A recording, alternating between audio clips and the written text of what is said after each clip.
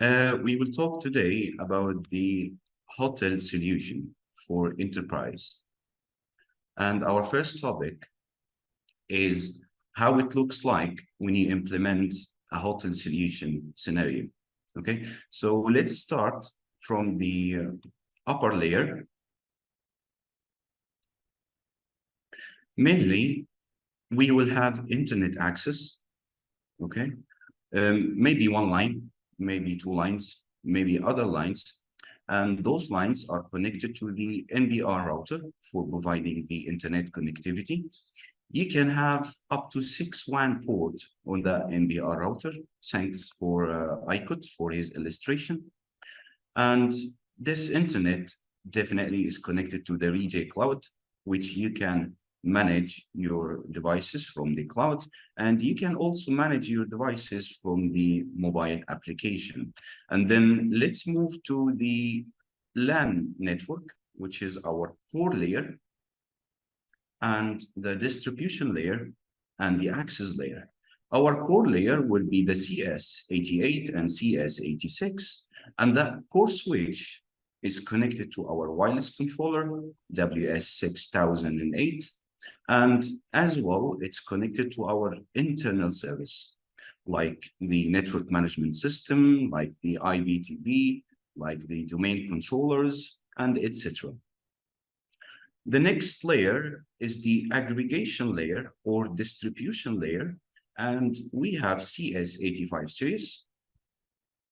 And the last layer is the access layer, which is CS83 series and S2915 series as well. And at the end, our access points are connected to the edge switches or the access switches. We have guest room, which we mainly care about the IP phone connectivity, Wi-Fi connectivity, and IPTV. We have the meeting room, the corridor, and the lobby, which we will implement a ceiling mount access point like 840L with high density wireless streaming, and the AP820L as well. For the swimming pool and the outdoor access point, we're gonna implement AP680L, which is salt corrosion prevention and designed for beach outdoor access point. So this is mainly our hotel solution topology.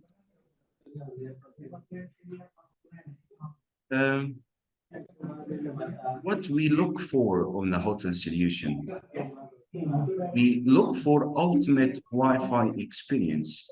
We need a high-speed Wi-Fi experience for the guest and also for the employee. So the full Wi-Fi coverage and seamless roaming across at all areas. This is mainly concerned for the hotel solution. We need a powerful Wi-Fi coverage and speed, and as well, we need a roaming mechanism.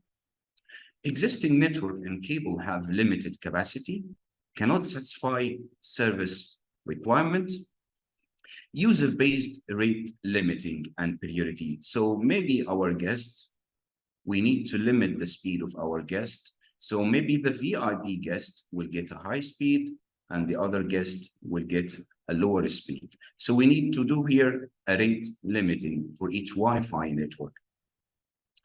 The second thing we also care about is the network reliability. The network reliability consists of multiple service providers, like we mentioned. So if service provider 1 is down, we can go with service provider 2. So this is for service provider and network reliability consideration. The second thing is the core switch redundancy. And this is the very important thing about the core switch. We need to have 2 core switches for redundancy. The third thing is more reliable device for outdoor scenario because it's a harsh environment. So we need a powerful outdoor access point. The third consideration for multiple service supported, we need to support the IPTV implemented in a hotel room, IPTV for a TV purpose, and Internet of Things devices. We need also to secure screen mirroring, prevent unattended mirroring to other rooms.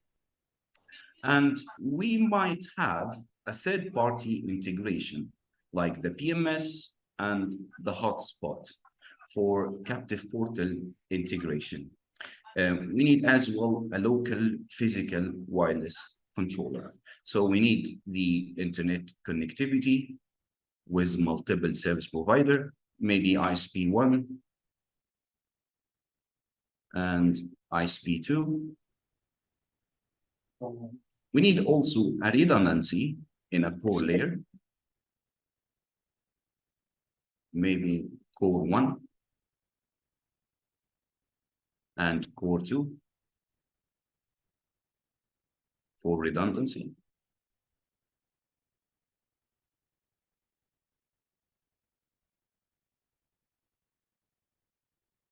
And in this core layer, we mainly connect our service. Our service here might be IP phone system, IPTV system, and as well a wireless controller for a centralized controlling, a wireless controller. Okay, so mainly those our service. Maybe here a domain controller as well. And at the end, we have the aggregation layer, which consists of 1, 2 or more switches, and then the edge, which is connected to our access point and endpoints. We need as well to consider a wireless security. So secure wireless connectivity, we will prevent illegal scanning and phishing access point. So maybe one of the guests can get his own access point and connect it to his room. So we need to prevent this. Isolation between guests and office network. So we will have 2 SSIDs or more SSIDs, one for the guest and one for the office networks and employees. Reception area access control to internal servers. So those are mainly the requirements of the hotel solution. Ultimate Wi-Fi experience, network reliability, multiple service supported, and wireless security. Okay, let's see mainly our topology, how it looks like. Like I mentioned, the internet is connected to the Ruijie cloud by default. It's hosted on the internet, okay? And you can access from the application, which is installed on Android or iOS. You can access as well from the web.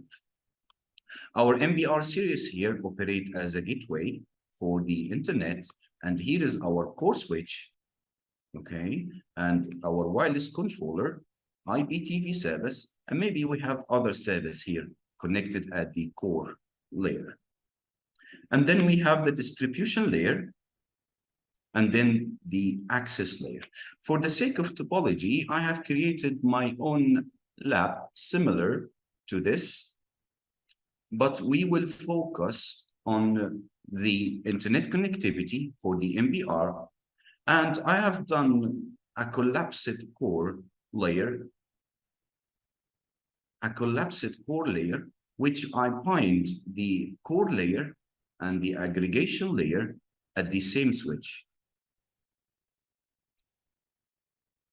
Core and the aggregation on the same switch. So we will have high performance, we have layer 3 routing, and we have our devices like the wireless controller and the IPTV server, and the other service is connected to that layer. And at the end, we have our edge switch or access switch connected to our access points.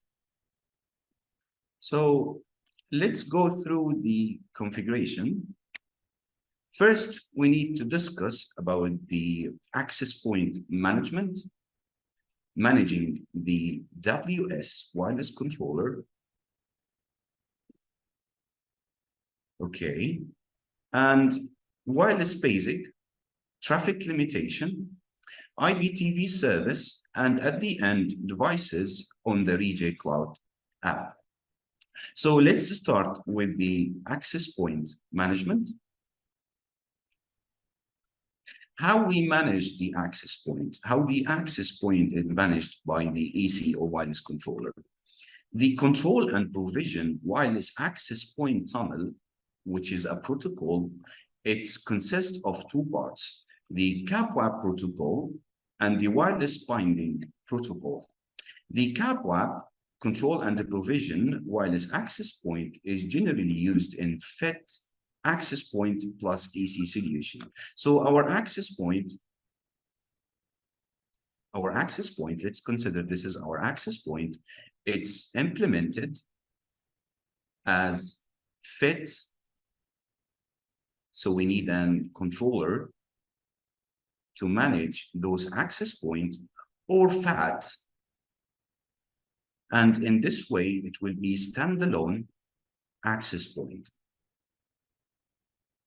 So our focus today is the FET access point. The EC the wireless controller manages all the access points and deliver control policies to the access point through the CAPWAP tunnel. So our main consideration is the CAPWAP tunnel, which provides the control policies from the access point to the wireless controller and from the wireless controller to the access point. CAPWAP control and data channels. So we have two channels, control channels to manage the access point and data channels to pass the end user data to the uplink are established between the access point and the wireless controller. By default, CAPWAP packets are encapsulated to UDP packets and transmitted on a layer 3 network. So as you can see here, those are our endpoints connected to our access points, and access points is establishing CAPWAP tunnel to a wireless controller. And this one as well is establishing a CAPWAP tunnel to our wireless controller. So every access point in our hotel is establishing a CAPWAP tunnel between itself and the wireless controller. So the main purpose, again, for the CAPWAP tunnel is for control and data channels, communication between the access point and a wireless controller. Okay, let's start from the beginning of the CAPWAP tunnel, how it creates, how the access point knows that this EC it's gonna connect to. First, you have to implement your VLAN, DHCP, and routes on your equipments, including the routers, including the layer 3 switch, and as well the edge switches. And then start the access point without configuration. We will connect the access point to our edge switches, and that's it. The access point will obtain IP address and the gateway from the DHCP server, and also obtain EC IP through option 138. So when you configure the DHCP option 138 decides what is the EC IP address. And then the access point establish a CAPWAP tunnel with the AC wireless controller. The access point converts the wireless 802.11 data transmitted from a station into Ethernet data and forwards the data to the wireless controller through the CAPWAP tunnel. So the connected station through the Wi-Fi to the access point, the access point converts this data into Ethernet and forwards the data to the AC through the CAPWAP tunnel. After obtaining the configuration, okay, this is done from the station connected to access point through Wi-Fi, and then communication between the access point to the AC.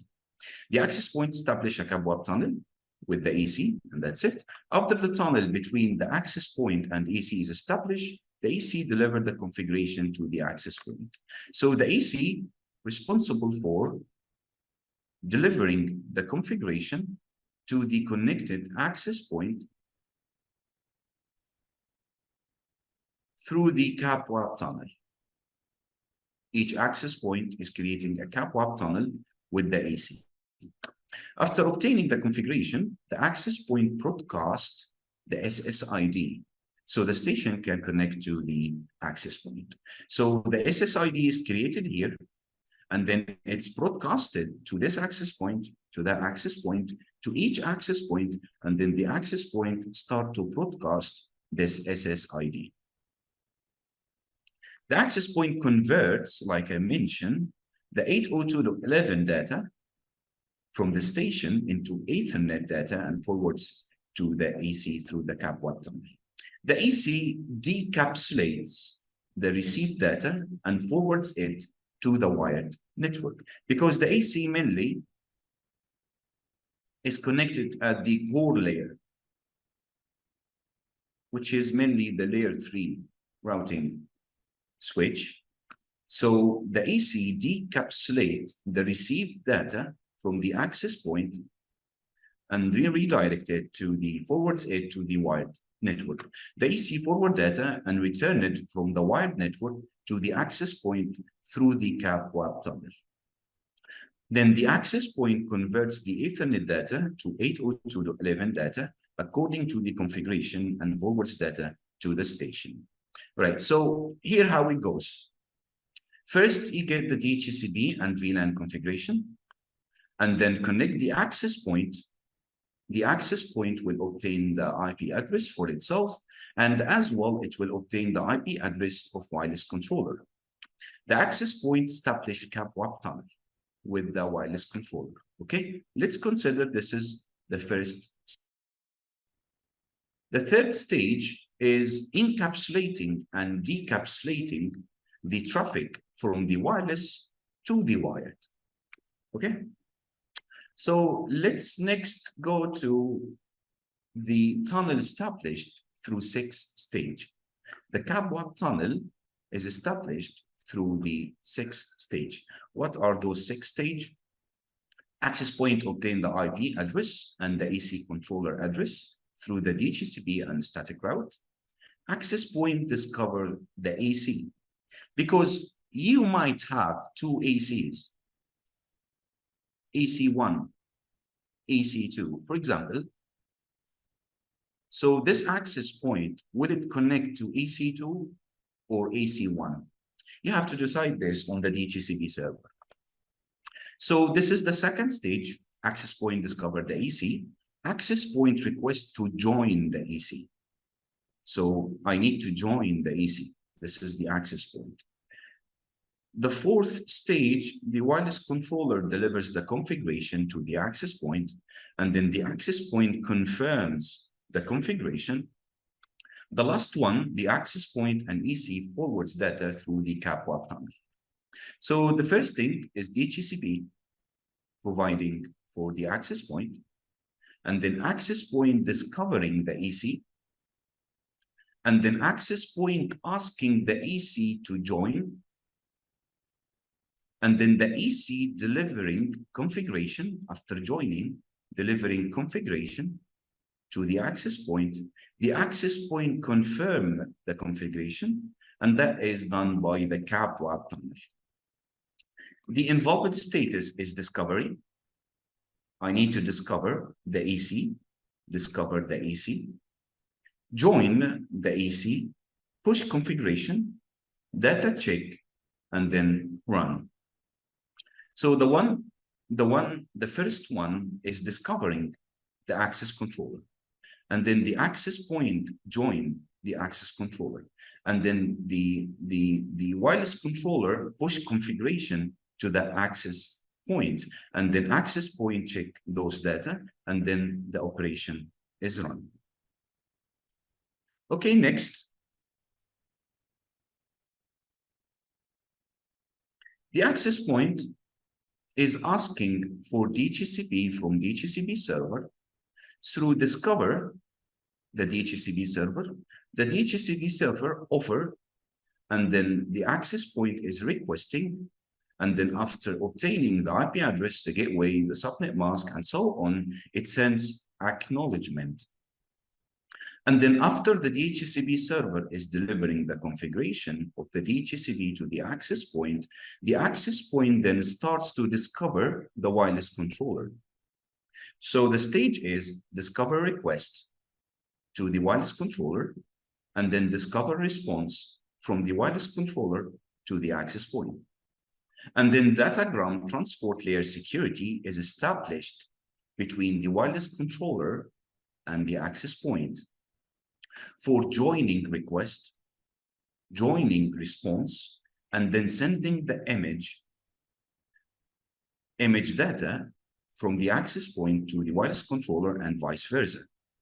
Configuration status request then sent from the access point to the wireless controller. I need the configuration to push on the access point. So this is the configuration status request. And then the wireless controller send a configuration status response to the access point at this stage. The access point, it change state even request, and then event response. At the end, it should be keep alive between the wireless controller and the access point that, are you okay? Are you still with us? Yes, I'm still with you. And then equal request, equal response to check the connectivity. And then for any configuration in the future, the wireless controller will send the configuration update request to the access point and then update response from the wireless controller to the access point. So mainly those are the stages happen once you connect the access point to your network, and then how it discovers the wireless controller and how the connection is maintained between the wireless controller and the access points. Okay, for the configuration purposes, those are the configuration steps we need to do. The first thing, we need to configure the MPR with 192.168.10.1/24, and the core switch virtual interface IP address will be 10.254.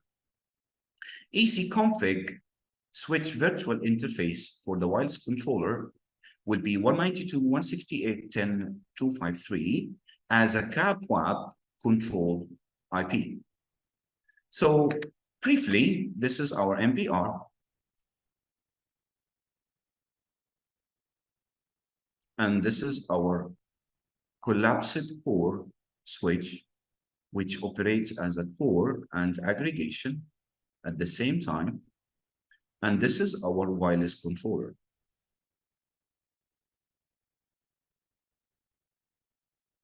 So MPR interface is 192.168.10.1. So this interface is .1. And switch, this is core switch. Switch virtual interface will be .254. And then the wireless controller virtual interface will be 10.253. Okay. The core switch config switch virtual interface 10. So that means we will create a VLAN 10 on the core switch. Allocate IP address for access point automatically. Network segment is 172.16.10.0/24. All access point can be online. So those access points connected to the edge switch, whether access point 1 or access point 2, it should get the IP of 172.16.10.0/24. So the configuration roadmap is we will first finish the VLAN configuration, finish the IP and DHCP pool configuration, finish the default route and static route configuration. We need to do here a default route on the core switch to the internet And as well, we will do a default route from the MPR to the core switch. So we have two routes here, two static route mainly, from the core switch to the MPR and from the MPR to the core switch. We will finish internet access by MPR and finish the CAP web configuration and check the access point online status. So let's begin. Let's finish the VLAN configuration first. Let me share my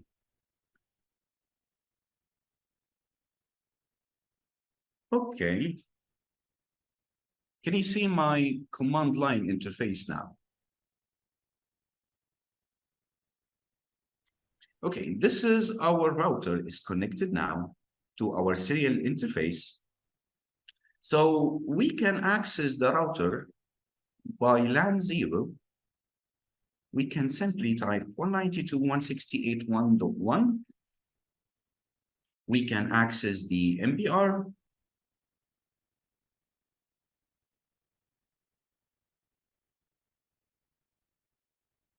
By default, it's admin, but we need to change the password. We need to do a quick configuration. So let's do a quick configuration for our MPR. Let's say the project name is hotel and the management password. This password is very important because this password will be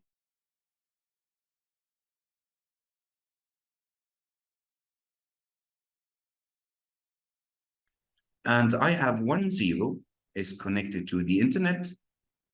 10 is connected to the internet. And then we will have LAN 1 connected to our core switch. Okay, so let's finish the configuration of 10. It's DHCP and LAN 1 I will set as 192.168. Let's check the configuration. 192.168.10.1. Okay.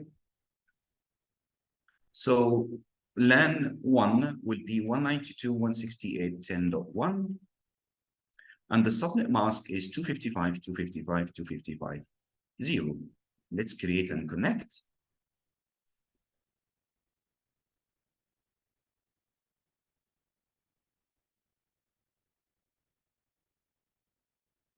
It takes a couple of minutes to create and connect the network. Okay. Okay. New password will be Ruijie at 123. Ruijie at 123. Next. Well, it will be general for now for the scenario. The 10 is DHCP and the LAN 1 is 10.1. Next. Delivering the configuration. Operation succeeded. So let's go to the dashboard, double check the configuration. Let's go to the network interface.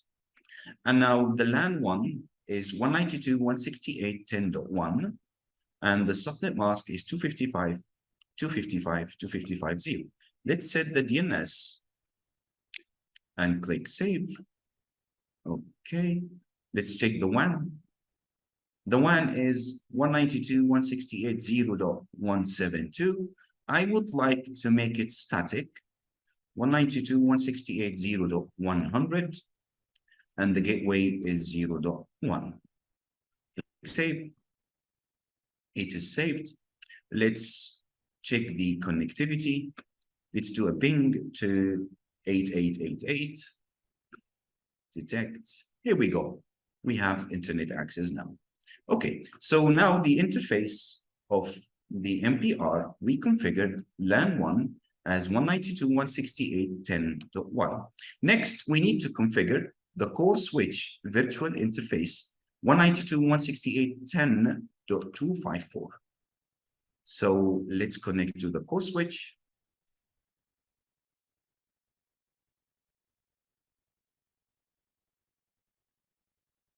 Enable. it's asking you for setting a password. So let's make it Ruijie at 123. Confirm Ruijie at 123. And here you go. Let's make a quick initial configuration of that switch. Let's go to configure terminal. And then we're going to change the host name to core switch. Okay. We need to make a password for our core switch. So let's go to the console, line console 0. Login local. I will use the local authentication for login to the console. Okay. Exit. Username, admin.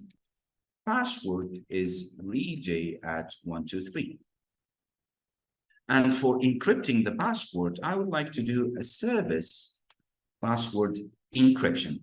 So the password would be encrypted in the running config or in your configuration. All right, let's go to enable secret Ruijie at 123. Okay, let's go to the VTY configuration as well. For telnet, I can see a duplicated IP address on VLAN 1.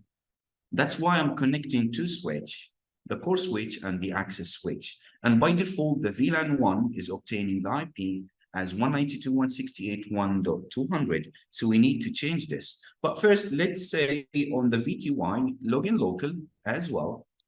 And we will set the transport input as SSH. It's more secure. We can set it as a telnet, but I recommend as a SSH. Okay, and that's it. Let's test. Yeah, now he's asking you for the username and password. So the username is admin, and the password is Ruijie123.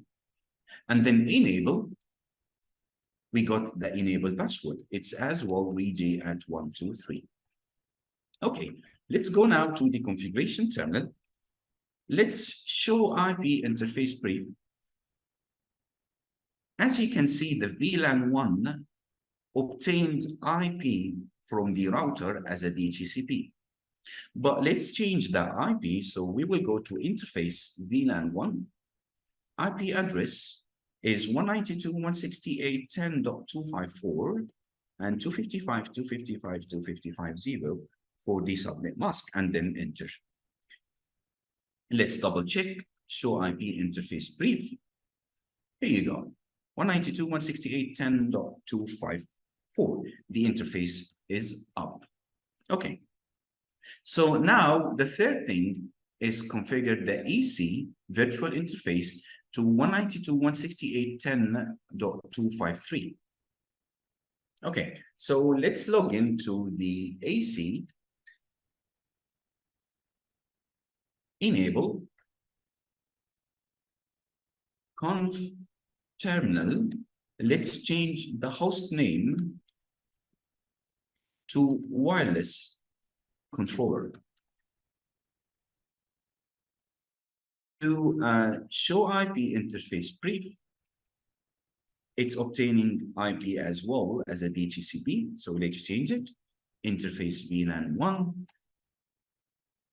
IP address is 192.168.10.253, 255.255.255.0. Let's double check, show IP interface brief. And here we go.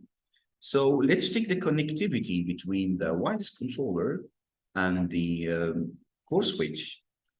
Let's do a ping 192.168.10.254. Connectivity is okay. So now we have configured the switch virtual interface on the core switch and on the wireless controller. Okay, next we need to, on the core switch, we need to configure virtual interface 10, VLAN 10, with IP address 172.16.10.1, right? Allocate IP address for the access point automatically. The network segment is 172.16 10.0. So let's connect back to our core switch via the console.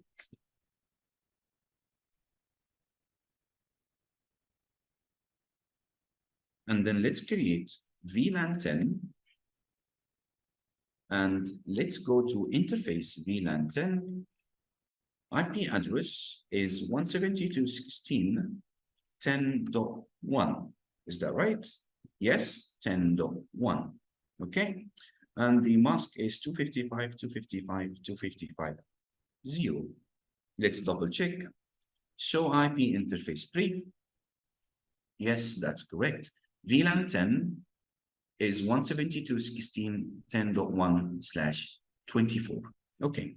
No shutdown for this interface VLAN 10. Let's double check the VLAN as well. Show VLAN. We have the VLAN 1, which is the default VLAN, and VLAN 10 now. Next, we need to finish the VLAN configuration, finish the IP and DHCP pool. So this is the access switch 1 configuration. We will create a VLAN 10 as well, and interface connected between the core switch and the access switch will be trunk. So we need to set the interface as trunk. So we need to connect to the access switch, which is connected to our access points. Enable. We need to set the password. Okay. Ruijie at 123. And here you go. Config terminal. And then we're going to change the host name to access switch. Okay. And then we need to create a VLAN 10. So VLAN 10. Okay. And we need to check the interface that is connected to the core switch to be trunk. So interface, let's go back to our topology. The interface that is connected to the core switch is interface 20, right? So we need to go to interface gig 20, switch port mode trunk. And we need to allow VLAN 1 and VLAN 10 only. So switch port trunk allowed VLAN only, because we can allow all, we can accept some, we can only decide which VLAN is allowed in that trunk. So only 1 and 10.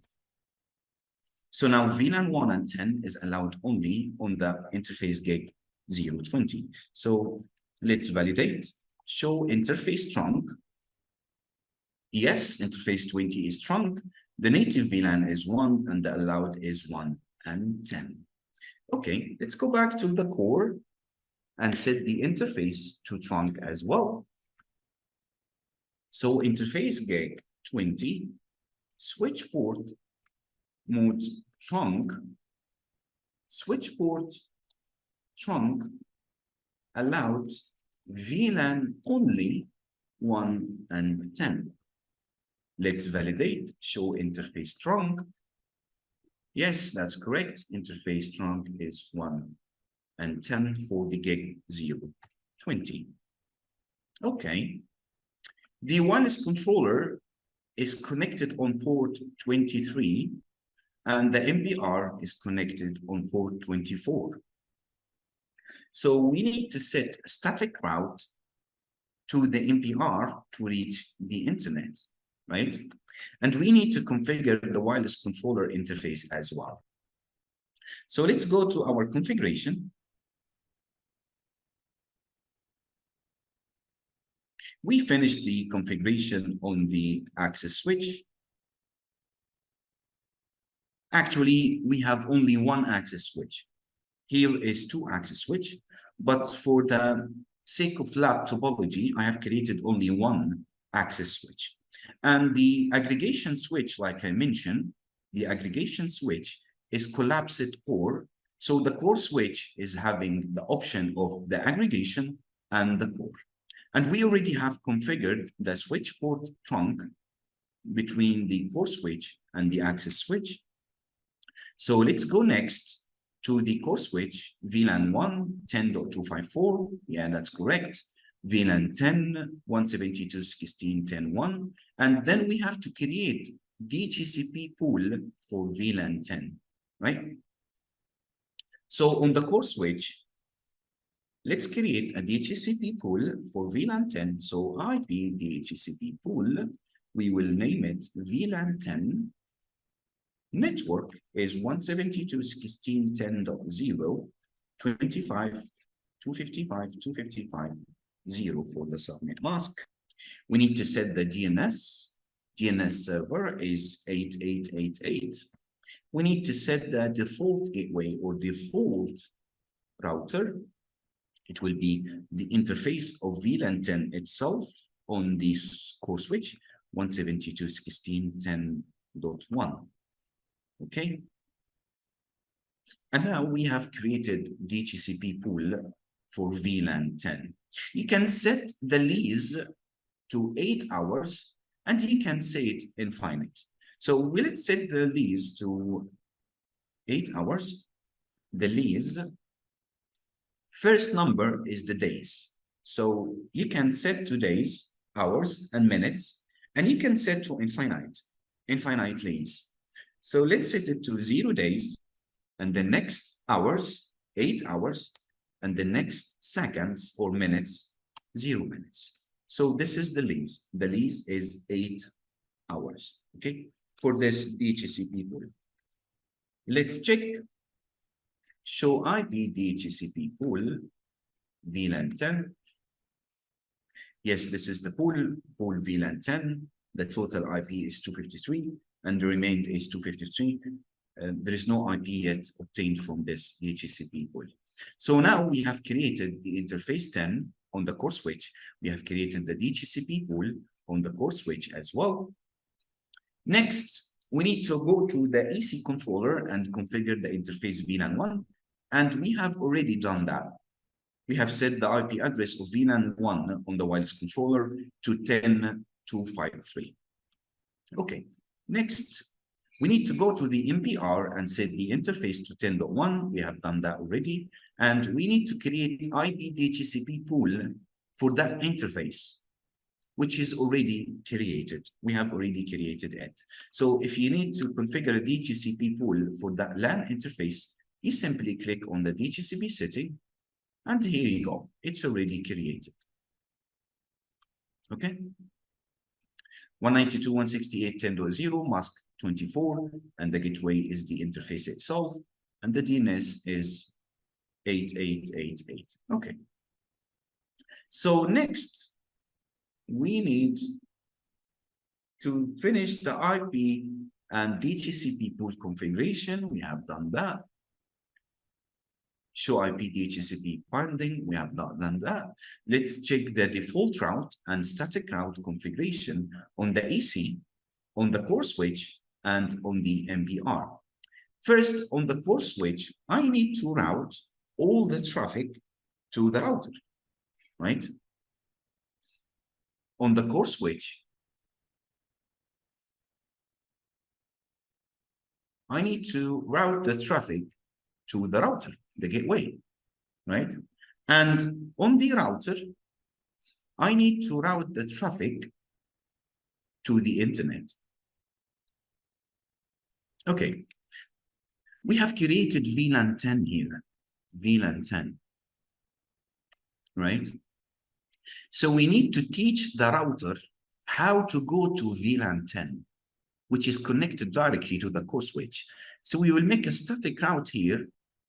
If you need to go to VLAN 10, go to the next hop IP address, which is 192.168.10.254. Okay? Okay. So let's do that. On the core switch first, IP routes anyone with any subnet mask to 192.168.10.1. This is for the core switch. And on the MBR itself, we can do it from here. We can do it from here, or I have something better. Let's do it from the command line. Let's do it from the command line. Enable and conft, let's check the host name, NBR. All right. Let's show IP interface brief first. We have this interface for the internet, and it's up.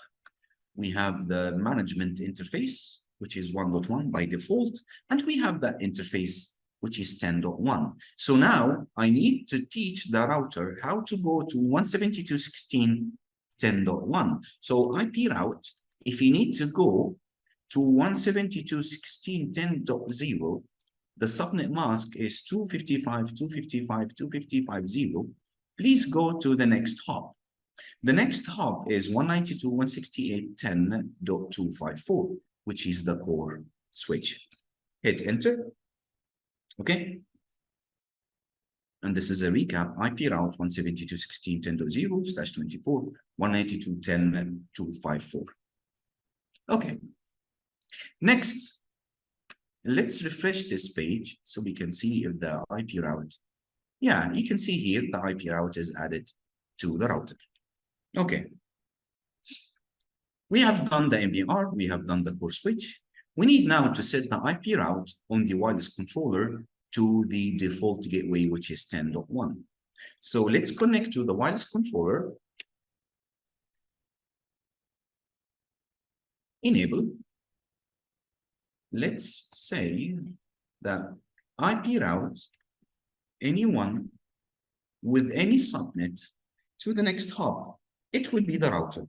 172.16.0.168.10.1. Okay, so now let's test ping 8888, pinging successfully. Let's ping the router interface 192.168.10.1, pinging successfully. Let's ping the core switch 192.168.10.254, pinging successfully. So let's now show IP interface brief. Yes, our interface of VLAN 1 is 10.253. Let's check the interface status. We have now the interface connected to the core switch, which is interface gig 02, and it's up. We have done the default route and static route configuration by the MPR. Let's now configure the CAPWAP tunnel for the wireless controller. So conft, let's go to the EC controller, CAPWAP control IP.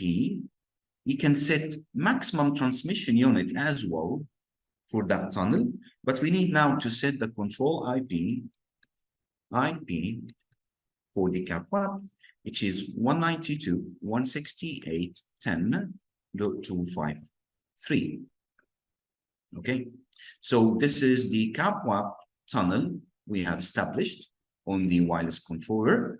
We are checking that the wireless controller 10253, the access point can establish a CAPWAP tunnel with this wireless controller IP. Okay, we need the access point to get IP of the wireless controller on VLAN 10. So we need the access points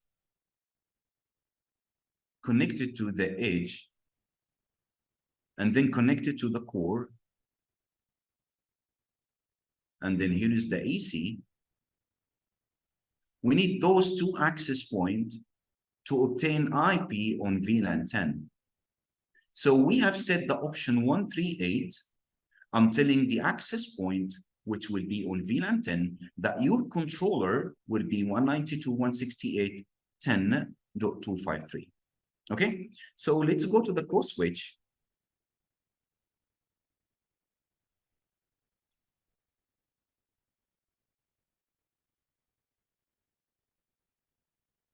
IP DHCP pool VLAN 10 option 138. What's the IP? 192.168.10.253. Okay, we forgot here to set the IP 253. Okay, so now we need the access point to get IP of 192.168.10 or 172.16. We need the access point to get IP on VLAN 10, which is 172.16. So let's check our configuration. Okay. Okay, let's check our configuration. Let's log into the wireless controller. 192.168.10.253.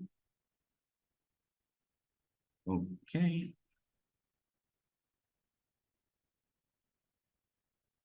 Okay, the username is admin. Let's try admin to the password. Yes, it's by default admin, so we need to change the password to Ruijie at 123 as well. Ruijie at 123. Okay, it's modified. Let's go to the config. Let's go to the AC. Here is the AC option. If you need to edit the wireless controller, if you need to do a backup cluster wireless controller, if you have a hierarchical of wireless controller, if you need to do a roaming between wireless controllers. But my main concern now is the access point management. As you can see, the access point is getting IP on VLAN default. But we need those access points, which is 810 and 820, to get IP on the 172.16.10.0. Okay, let's show access point config summary on the wireless controller. Show access point config summary.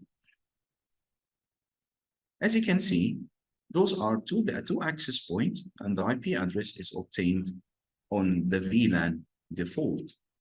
So for a guessing option, how we would enforce the access point to get IP on VLAN 10. All right, by the way, the access point is connected to the edge on port 1 and port 2. This is access point 1 and access point 2. And here is the core, which has the VLAN 10, which is 172.16.10.0/24. We need those two access points to get IP on the VLAN 10, not the VLAN 1. So how we accomplish this? Let's go to the access switch, which is connected to the access points. Enable. The password is Ruijie at 123. Let's go to show interface status. Okay. Interface gig 1 and interface gig 3 is connected to access point. Okay, so interface gig 1 is up and interface gig 3 is up. Okay, let's show interface trunk. We have only the port that is connected to the core switch, which is trunk. If we need to set the access point ports 1 and 3 to encapsulate or to deliver a VLAN 10 configuration, we need to change the native VLAN for those ports. So let's go to interface range, gig 01 and gig 03. Okay, 03. Let's say switch port mode trunk. And switch port trunk native VLAN 10, not the 1, native VLAN 10. Okay, let's check if we have the VLAN, show VLAN. Yes, we have a VLAN 10. That's correct. So now we need to check if the access point will get IP on VLAN 10 or not. Let's give it some time. So it will rejoin again. So let's give it some time to check if the access points are in VLAN 10 or not. Okay, now let's talk about the wireless SSID configuration. The service set identifier, which is the SSID, identifies an available wireless LAN. All devices in the same basic service sets uses the same SSID to communicate with each other. Access points broadcast those SSIDs, and the scanning function of a client can be used to view the SSID of the current area. So the access point is broadcasting the service set identifier, SSID, to the endpoints. So endpoints can connect to the SSID. Okay. We have two modes of forwarding of the access point. Data forwarding modes of the access point is local forwarding and centralized forwarding. So what's the difference between the local forwarding and centralized forwarding? But it's on the fit access point mode, right? So the AC is connected and the access points can see the AC. So in this scenario, it's in the fit mode. In that fit mode, we have two forwarding modes, local mode and centralized mode. Okay, so the local forwarding user packet do not pass an AC and are forwarded by the access point. So the user's packet do not pass the AC. It's directly forward to the internet. Okay, the only tunnel is created between the access point and the wireless controller is the control tunnel, which is the CAPWAP, the control tunnel only to control the access point. But the data itself of the endpoints are directly forwarded to the internet. The AC is not involved.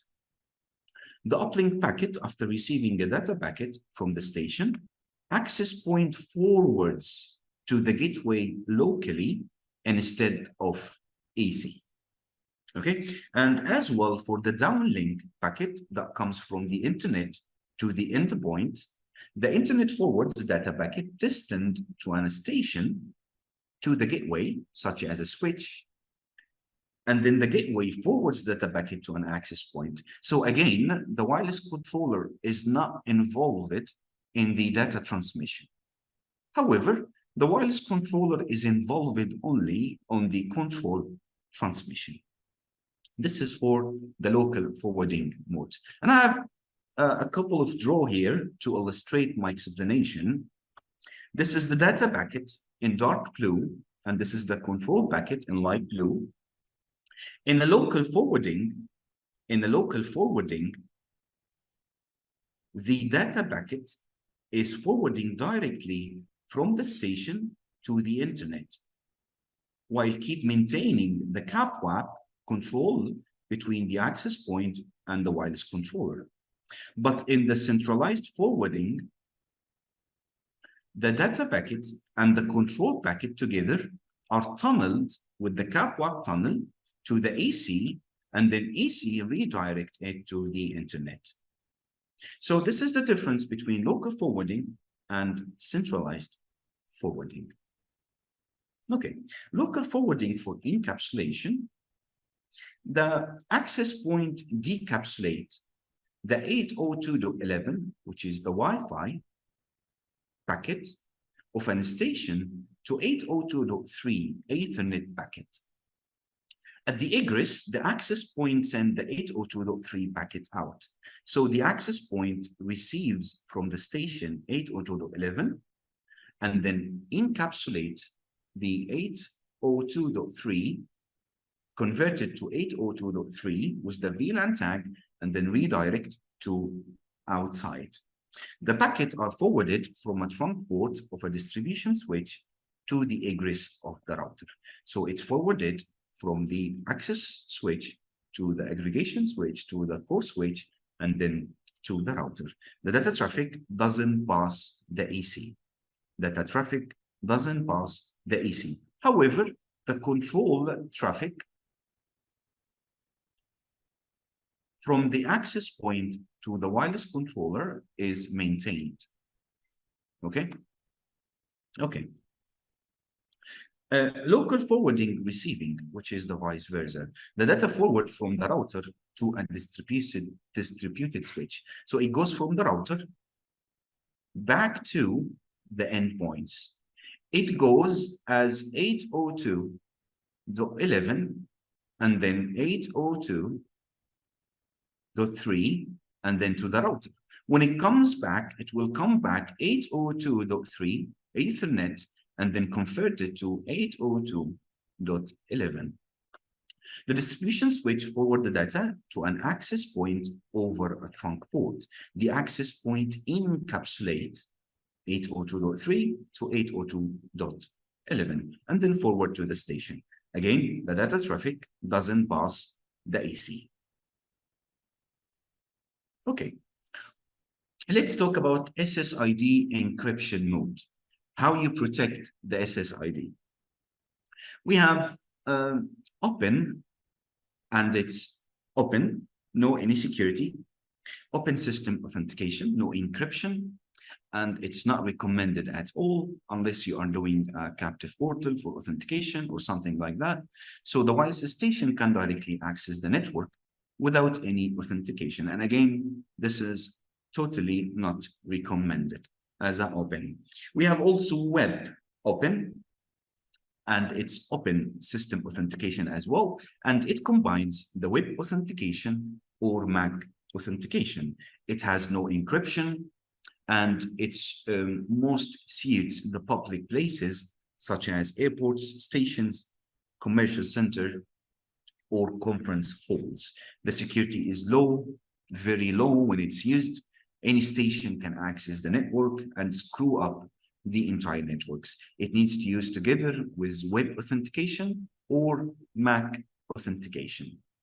The first encrypted method is web share key, and the link authentication is shared key authentication, and there is no access authentication, and the encryption algorithm is RC4. It's network with low security requirements, so this is not recommended as well. It's very low. And we have the WAPA2 PSK, wireless protected access, pre-shared key. It's open system authentication. It uses a pre-shared key authentication. It uses the encryption algorithm, TCAP or ES. And we all use it in our home, small and mid-sized enterprise. Of course, the security is higher than the web. Okay, no third-party server is needed. The authentication is happening inside the device itself. So no integration for a third party to do this authentication. Right, our last thing is WAPA2 802.1x authentication, which uses a third party, a server, to validate the user identity. Is it allowed to access or not allowing to access? It uses IEEE standard 802.1x authentication, and the encryption algorithm is TCAP and or AES as well. It's fit for large enterprise with high security requirements. Security is very high. Third-party authentication server is needed, like the Radius server. You might use the Radius server on Microsoft NPS to authenticate your domain users against the Wi-Fi. Okay. Okay, so let's go next to our configuration requirement for the wireless basic. We need to do different type of wireless user can access by different SSID. So the employee will have SSID, the guest will have SSID, the outdoor on the beach, outdoor area will have SSID, and so on. So we want to create a VLAN 20 for outdoor users, VLAN 30 for staff users, VLAN 40 for public and meeting rooms, and VLAN 50 for the guest. We need to do as well the VLAN 20, no encryption, outdoor, staff VLAN 30, no encryption, it will be open, and the public and the meeting, it will be WAPA2 PSK with this password, and VLAN 50, no encryption. Okay, so let's do that. First, we're gonna finish the VLAN configuration, finish the IP and DHCP pool configuration, finish the default route and static route configuration, and SSID and tunnel mode configuration. Let's go through step by step on the core switch. Okay, on the access switch, sorry, let's create those VLAN. So conft VLAN 20. And to be honest, I would like to name those VLAN. So in the future, when you show the VLAN, you know which VLAN belongs to which user. So VLAN 20 name is outdoor. And then exit. VLAN 30 name is staff. VLAN 40 name is public. VLAN 50 name is guests. Let's validate, show VLAN. We have now VLAN 20 outdoor, 30 staff, 40 public, 50 guests. So I typed is public, so let's adjust that. VLAN 40 name public, VLAN 50 name guests. Show VLAN. There you go, that's correct, okay? And then, after creating the VLAN on the access switch, we need to allow those VLAN on the trunk port. So as I remember, the trunk port is interface gig 20. Show interface trunk, it's interface 20. So we need to allow those VLAN to access to the core switch. So let's go to interface gig 20 and switch port trunk allowed VLAN, and now we need to add those VLAN to the current VLAN. So we will add 20, 30, 40, 50. So we need to type add 20, 30, 40, and 50. There you go. Show interface trunk. As you can see, the interface 20 with the native one is allowed 1, 2, 1, 10, 20, 30, 40, 50. And that's it for the access switch. All right, let's go to the core or collapsed core switch. On the core switch, we need to create those VLAN with DHCP. So our core switch will be DHCP for those VLAN. So let's connect to the core switch. Username admin, and the password is Ruijie at 123. Enable Ruijie at 123. Configure terminal. Let's create VLAN 20, VLAN 30, VLAN 40, VLAN 50, VLAN 20. Exit. VLAN 30, VLAN 40, and VLAN 50. Let's do as well, allow those VLAN to go through the interface 20. So show interface trunk 20. So interface gig 20. We need to switch port trunk allowed VLAN. We need to add 20, 30, 40, 50. So let's validate show interface trunk. Now 20, 30, 40, 50 is allowed on the interface, gig 20. Okay, let's do DHCP for those VLAN. So IP DHCP pool VLAN 20 network is 172.16.20 with a mask of 255.255.255.0. The DNS will be 8888 as well, and the default router will be the DHCP VLAN 20 interface itself, which is 172.16.21. Let's do for the VLAN 30, IP DHCP pool VLAN 30 network is 172.16.30 with /24 mask. The DNS is 8888 and the default router 172.16.31. Let's do it for VLAN 40 network is 172.16.40 with the /24 mask and the DNS 8888 as well. And the default router will be 172.16.41. Let's go for the last DHCP pool, VLAN 50, and we're going to create this pool with 172.16.50 and 255.255.255.0, the DNS 888 as well. You can add another DNS. So for guest VLAN, let's add 1.1.1.1, a backup DNS server, and the default router will be 172.16.51. Okay, let's do a show run. Okay, we have VLAN 10 we already created with the option 138 for the access point.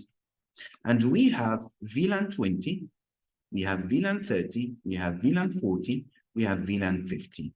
But if you check the interface, show IP interface brief, we don't have interfaces for VLAN 20, 30, 40, and 50. So let's create interface VLAN 20, IP address 172.16.21, 255.255.255.0, and no shutdown by default.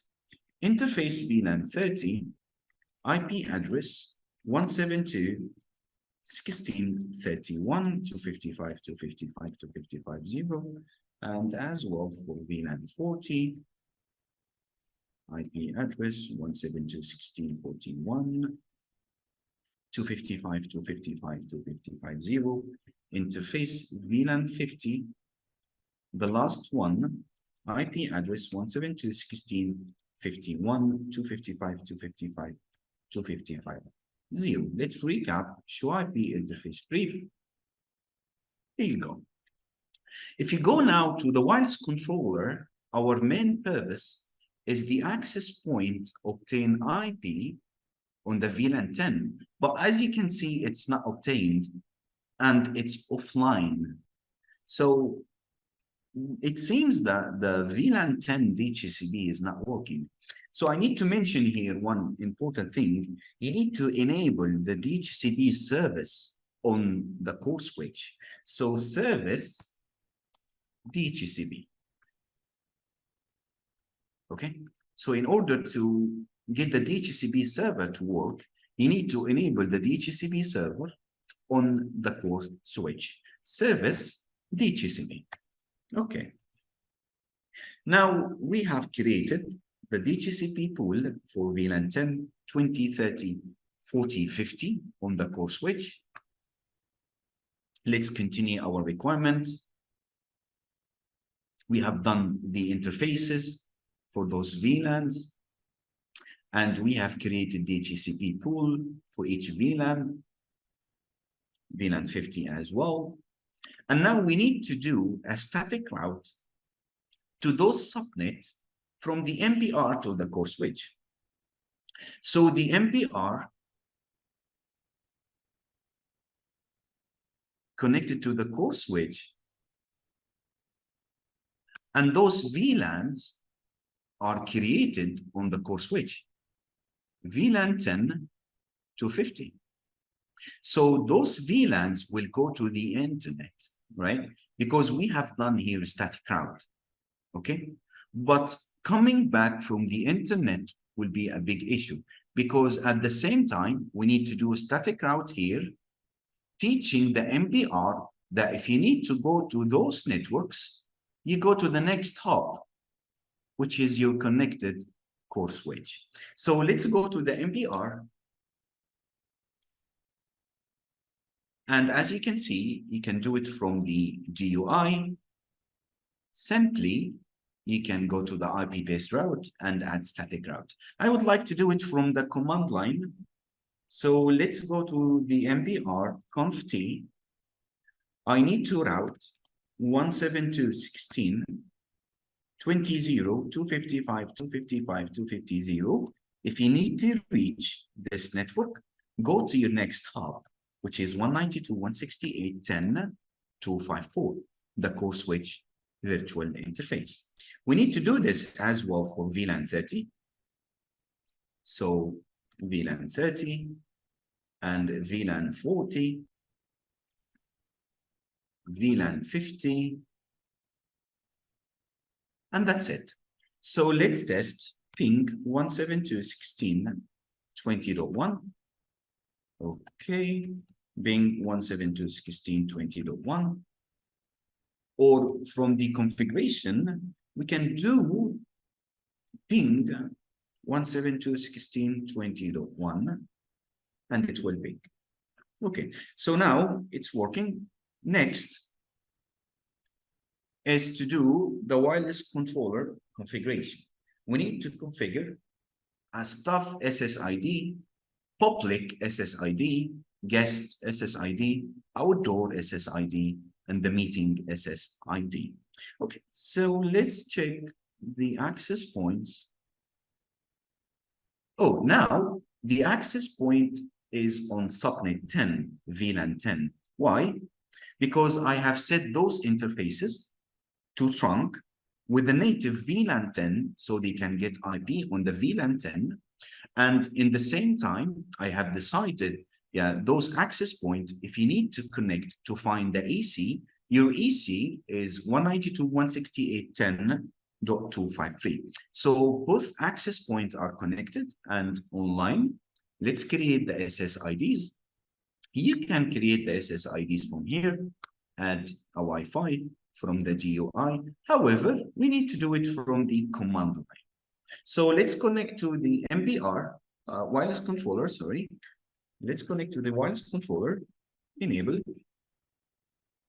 conf t. We need to do wireless LAN config, right?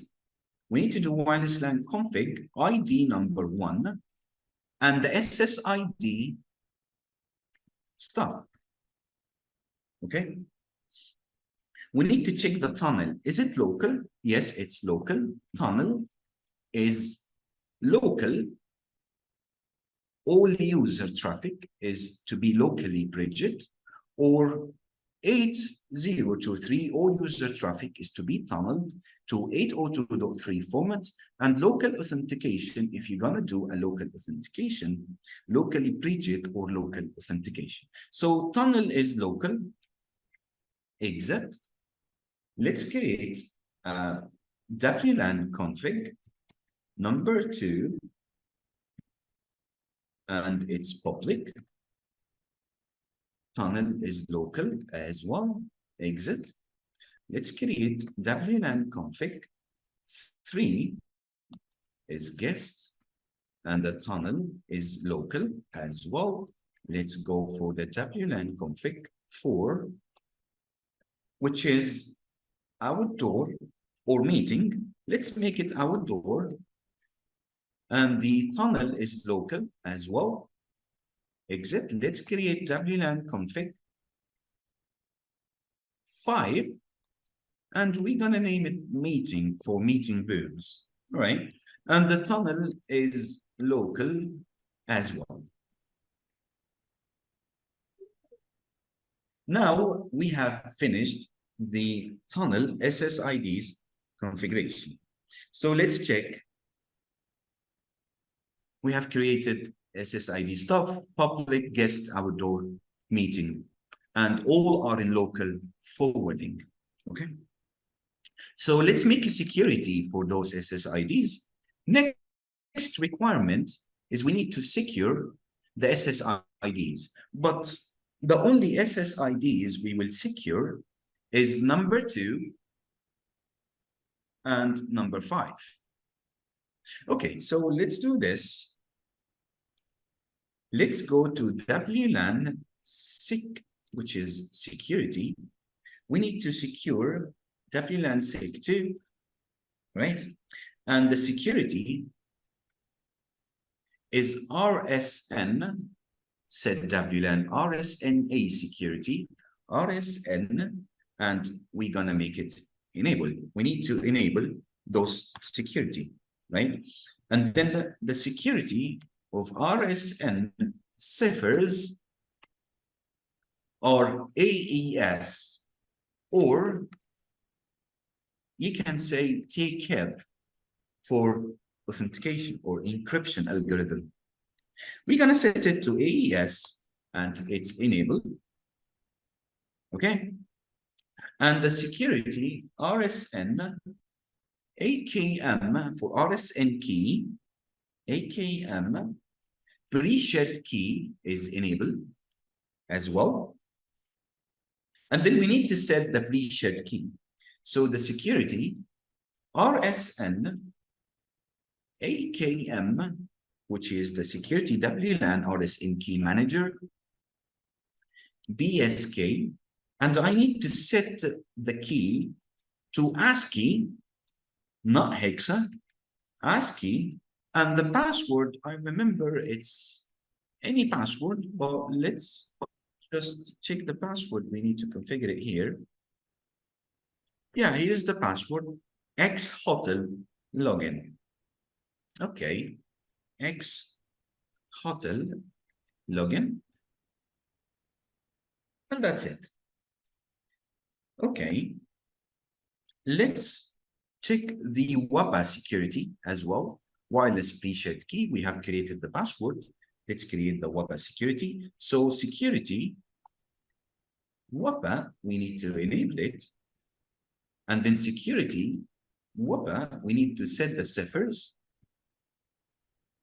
Ciphers is AES or TKIP. You can change the encryption cipher. Well, I do recommend AES, and we're gonna enable it. And then the security, WAPA key, pre-shared key is enabled. And then we need to set that pre-shared key. Security, account manager, pre-shared key, set the key to ASCII, and it's X hotel login. Okay, let's identify the error here. Security, WAPA, sorry, wireless pre-shared key, WAPA, and that's it.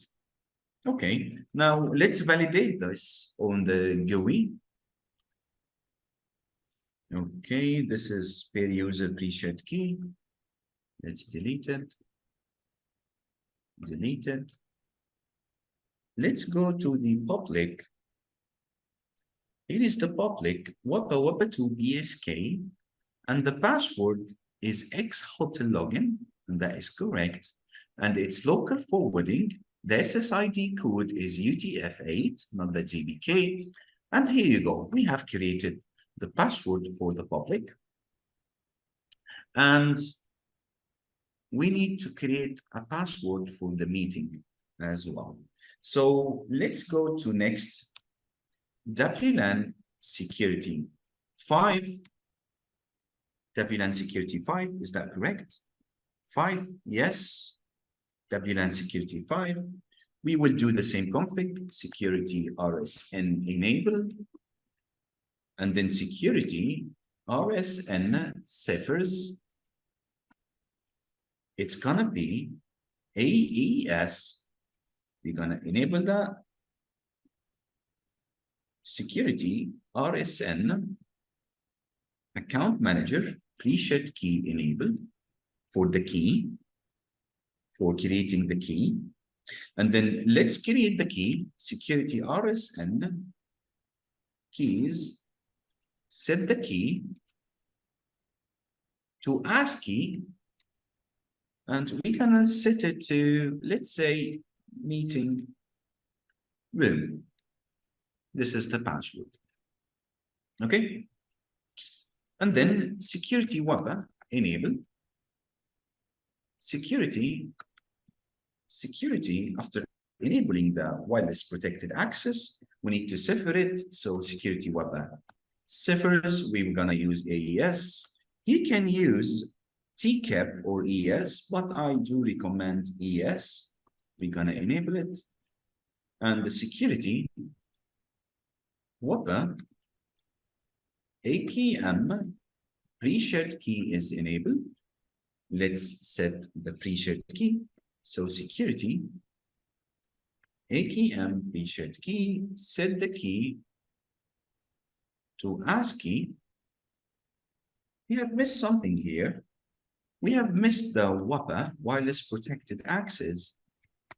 Okay, PSK pre-shared key, set the key to ASCII. Do we miss something else here? Security and set the key to ASCII. Yeah, that's correct. And then what is the password? The password is meeting_room, and that's it. Let's validate. Let's go to the meeting.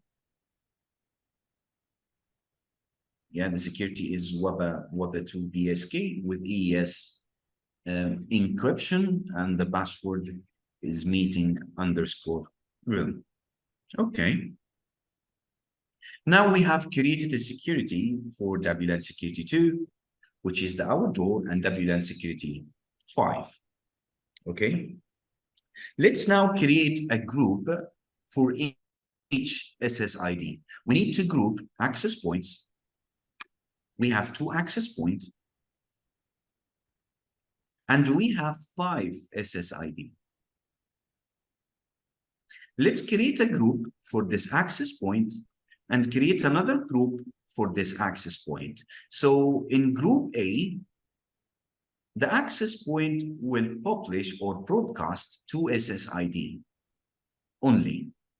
And in group B, the access point will broadcast 2 SSID as well.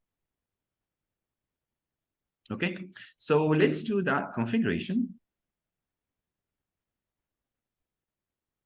We need to go to access point group. We need to make it meeting room group. Okay, and the interface mapping to that group is 5 for the meeting room. Okay, and the VLAN ID to be mapped, we need to map the VLAN 40, for example. Okay, the access point WLAN ID is 1. We're gonna map the VLAN 40 in this group, the meeting room group, to WLAN ID 1. Okay, we're gonna create another group, access point group, outdoor, and the interface mapping, we need to set the WLAN ID, want to map to that interface. It will be WLAN ID 4. The VLAN is 30, and access point WLAN ID is 1 as well. Okay, let's test. Let's go check the access point grouping. Access point. This is the default group, which has the 2 access points. We have the meeting group, and we have the outdoor group. Okay, we didn't move yet any access point in any group. So we can simply, from the GUI, you can select one access point and click on change group.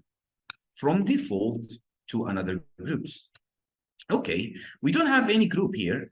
So let's add a group. Group name, let's say meeting room. Member access point. I need 810 to be member of that group.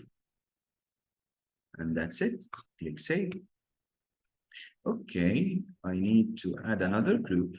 It's called our group. The member is 820. Well, 820 is meant to be ceiling mount indoor.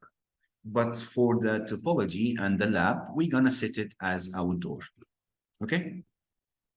We're gonna say, let's now check the meeting room. The outdoor now has this access point 820, and the meeting room has this access point 810. So let's delete those groups. So now we have created the groups and we have assigned the access points to that group. But the default group has no access point. Okay? The default group has no access point. So let's test.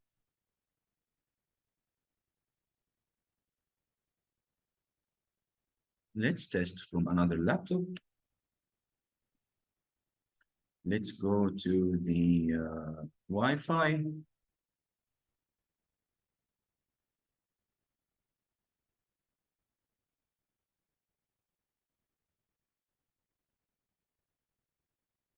Okay.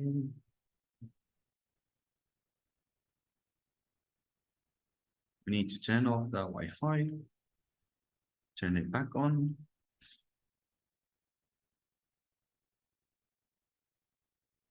Okay. Do we miss something here?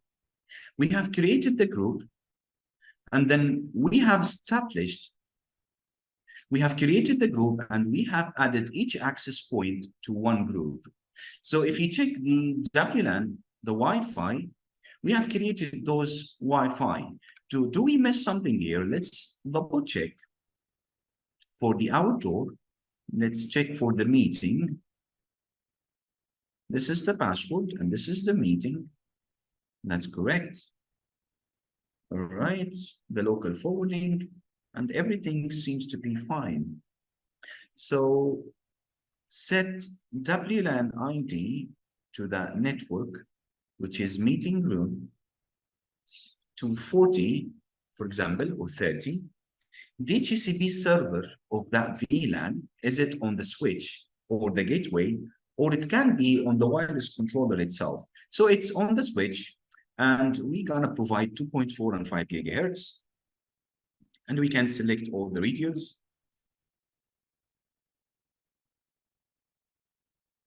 We can select all the radios. Okay, and that's enough. Finish. And now the meeting SSID is associated to the group of meeting room.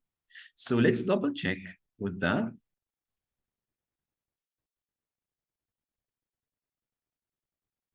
Meeting.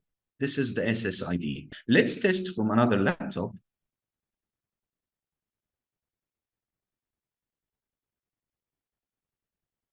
So now let's connect. It's connected. Let's forget and check if they are gonna ask about the password. Meeting, connect.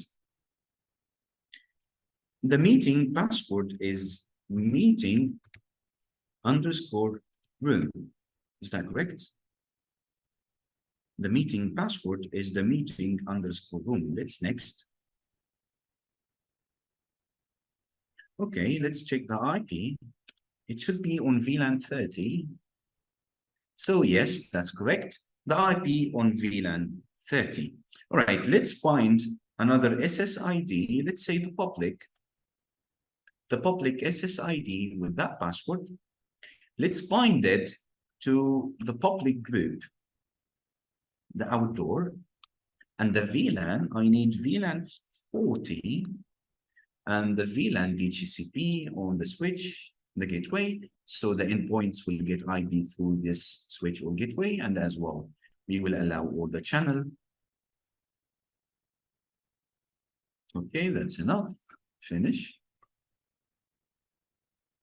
And now the public SSID is binded to the group outdoor. So let's test.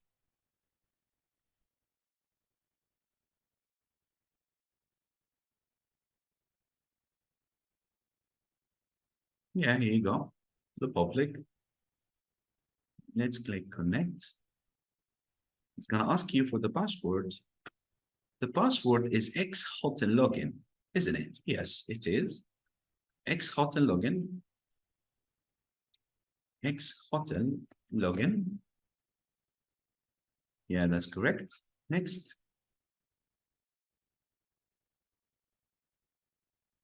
And it's connected. It should get the IP of VLAN 40. And now it's getting IP of VLAN 40. Okay. We have done now the configuration of binding the access point to different group and publishing or broadcasting those access points. You can run the command show access show AC config dash client. Let's run this command. Show AC config client. And as you can see, the IP address of 40.2, let's make it bigger. The IP address of 40.2 is connected, attached to this access point. And it uses WAPA to BSK, and the uptime is almost 1 minute. Okay. Next, we need to do a traffic limit. And what I mean here by traffic limit, we need to limit the traffic of each SSID. So wireless traffic limit is used to limit the bandwidth occupation of wireless users to allocate bandwidth reasonably, right? In actual application scenario, bandwidth control can prevent excessive bandwidth preemption by some users to make sure that the normal network usage for other users is okay. So the main purpose is I need to limit the bandwidth for SSID, for example, SSID 1 and SSID 2. For example, I need to limit the bandwidth of SSID 1 to 5 meg. Of course, we will limit the upstream and downstream, and we need to limit the SSID 2 to 10 meg. So people allowed to connect to the SSID 1 will get the speed of 5 meg, and the people who connect on the SSID 2 will get the speed of 10 meg. In a campus network, traffic limit can prevent excessive bandwidth preemption of some users.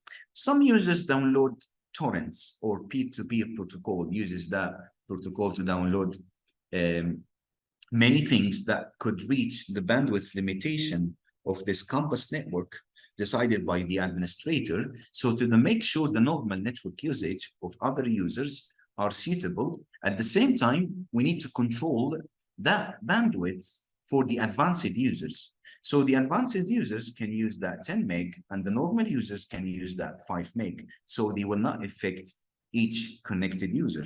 The network of bank, for example, could be divided in 2 WLANs, one of internal stuff and the other one for the client. It's similar to the hotel. You will have SSID for the guest in a hotel, and you can have another SSID for the employee. You can set the limit value accordingly to the priority to make the normal usage of internet stuff under the situation of network or bandwidth congestion. You need to avoid that bandwidth congestion. Okay, so our last lab here would be traffic limit policy type. You can limit the traffic limit, WLAN-based traffic limit. The rate limit range is in WLAN itself. There are 3 policies for WLAN-based traffic limit. The first one is WLAN-based total user, bare user, bare access point. So SSID Connected users are 10, for example. So you can bandwidth limit to those 10. Or individual, their users, individual, their users, or their access point itself. So total user, you can configure the total bandwidth for the upstream and downstream of a specified wireless LAN. When the policy takes effect, the total bandwidth of all users on the AC in the WLAN range cannot exceed the configured rate limit. Bare user, it's bare user connected to the SSID, and the bare access point. So for example, bare access point, if you have SSID 1 and SSID 2, all the SSID and the access point will be bandwidth limited. This is bare SSID. Okay, access point based traffic limit means that the rate limit range is an access point itself, which is configured in access point config command. There are two policies for access point traffic limit: access point total user and access point bare user. Total user is the same, can configure the total bandwidth of upstream and downstream access points. When the policy takes effect, the total bandwidth of all users associated with the access point cannot exceed the configured rate. The access point per user, it's per user. So you can configure per user the upstream and downstream bandwidths of all users of an access point. When the policy takes effect, the bandwidths of all users associated with the access point cannot exceed the configured rate as well. The last one is user-based traffic limit. This is configured on the wireless controller. You can specify a rated rate for the individual users. The access point has no hand on that, different from WLAN-based traffic. And the access point based per user, the rated rates apply only on the user itself. Okay, let's do a quick configuration for the small lab and test the speed for different SSID users, a lot different upstream and downstream bandwidth. Set user bare user limit traffic limit for SSID public, and set user limit for SSID meeting. The public is 10 meg for downstream and upstream, and the meeting is 200 meg for the downstream and upstream. Okay, let's do a WLAN config on the public and meeting. Okay, so WLAN config, and then you're gonna choose the WLAN to config. We need the one for the outdoor, which is, I remember, 4. Yes, 4 outdoor. And WLAN based, you have their access point limit, their user limit, and total user limit. Okay, we're gonna make it their user limit, and we're gonna set the upstream's average data rate, I think the upstream average, yeah, that's correct. Average data rate, we're gonna set it to, for the outdoor, 625, the minimum, or the average, and the limitation is 2,500. Okay. So the upstream is 625. So let's check it's in kilobit per second.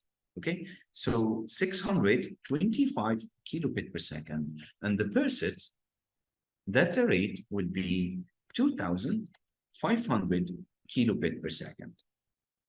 Okay, let's go for the download. WLAN paste per user limit. The downstream now, the average will be 625, and the per set will be 2,500. And this is for the outdoor. Let's go for the meeting. So WLAN config 5 for the meeting. WLAN paste, we're gonna change it. We will not make it per user limit. We can say total user connected to this SSID, the meeting, will have that rate. So WLAN paste total users limit upstream average data rate. We're gonna set it to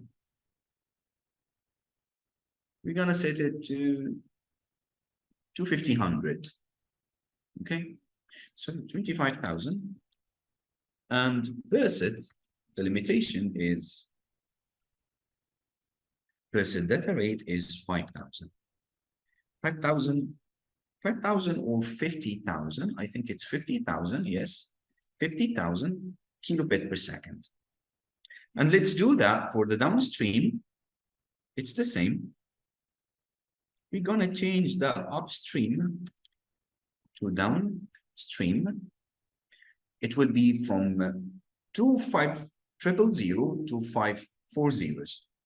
So 50 meg for the limitation for upstream and downstream, and 25 meg the limitation for upstream or the average of upstream and downstream.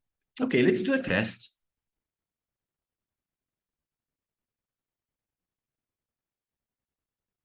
Okay, we need to test in another laptop. Let's do a test for the meeting.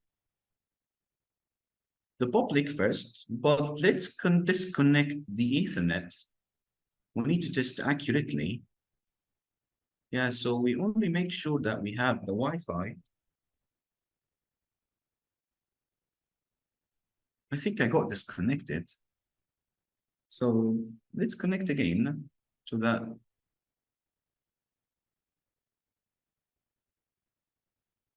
Let me connect again to test.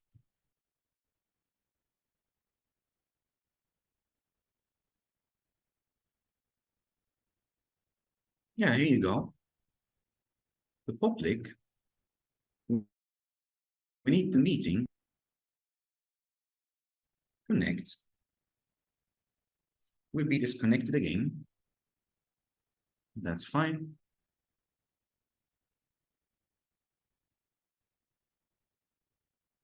Okay, login. Right, we are now connecting to the meeting. Let's do a speed test.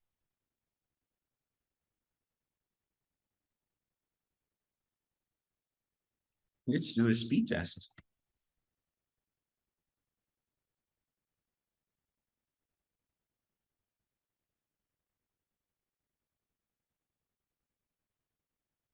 Okay.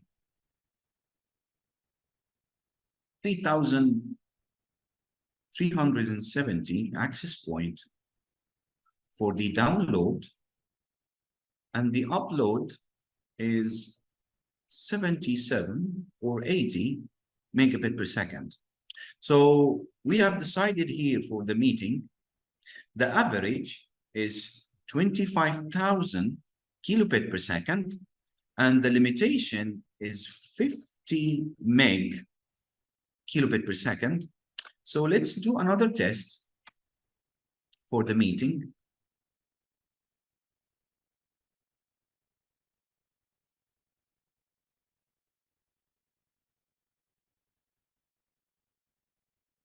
Okay.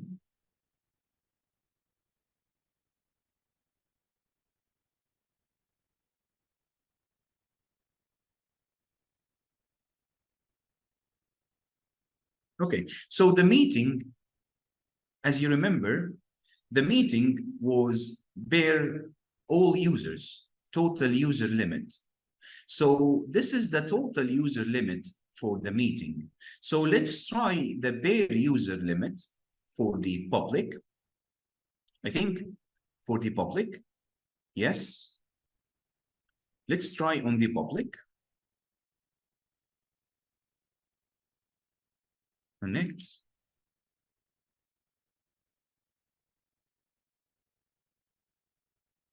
I will be disconnected and connect again.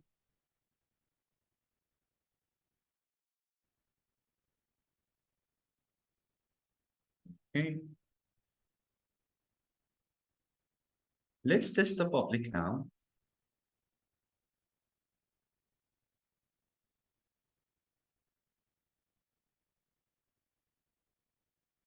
Okay, it's decreasing now. Okay, 300.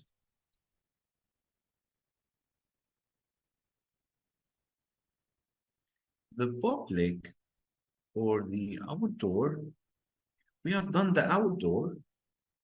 Okay, it's 625 kilobit per second, almost 60 meg, and 2500 for the downstream and upstream. So it's 57 megabit per second for the upload and 300 megabit per second for the download. Let's try speed test. Speed test. And check the speed as well. Okay.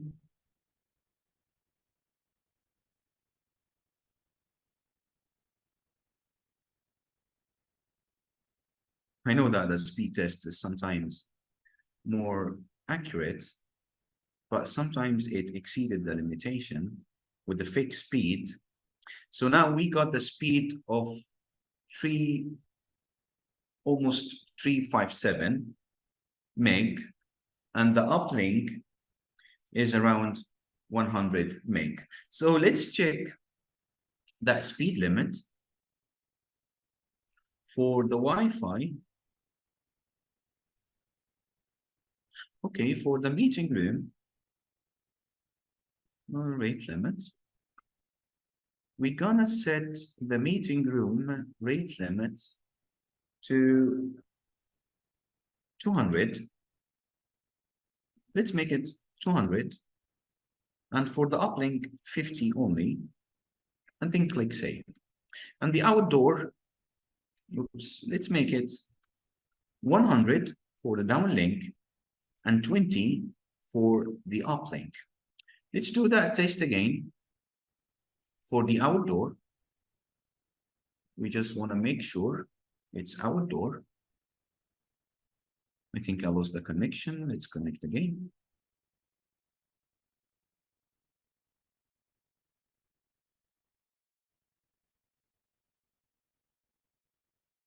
Okay, login.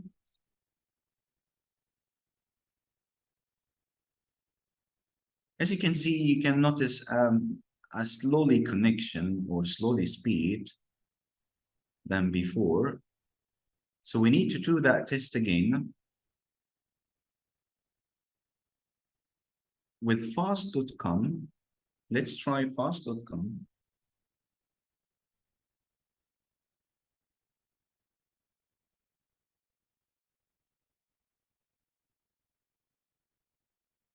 Let's try fast.com.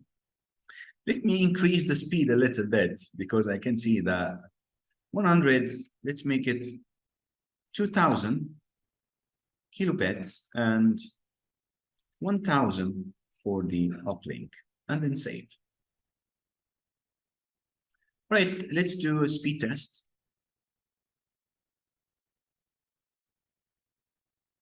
Okay.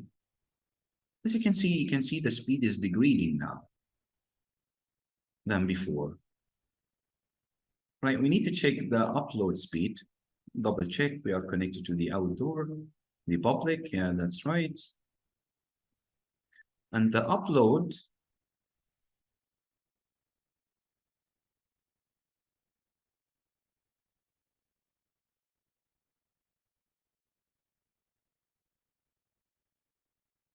the upload is almost 7 meg or 8 meg. And that is completely fine. We have now limited the speed per user. Okay. So this is how you limit the speed for the upstream and downstream.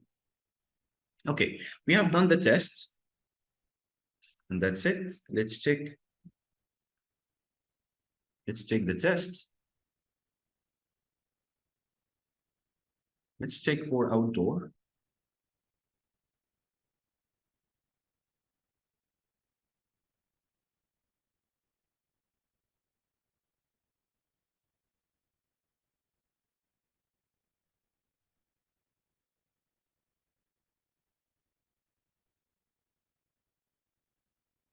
Yeah, the outdoor is limited now, as we tested. Let's check the public.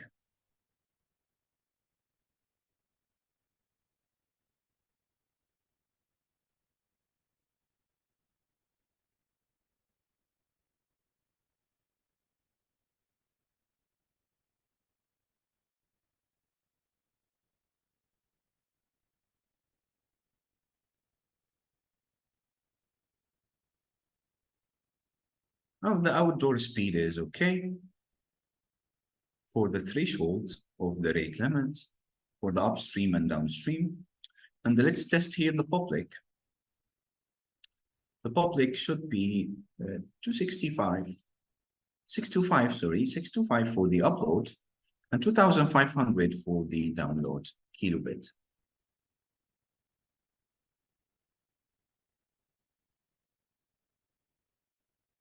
As you can see, the public is a little bit slow because of the rate limiting of the public SSID per user. So as you can see, it takes some time to test even the speed of the link. Now it's tested. It's approximately reaching 10 meg. And the upload would be approximately 8 meg or 10 meg as well. Okay, so this is the test for SSID. And that's it for today. Please, if you have any question, you just feel free to ask me.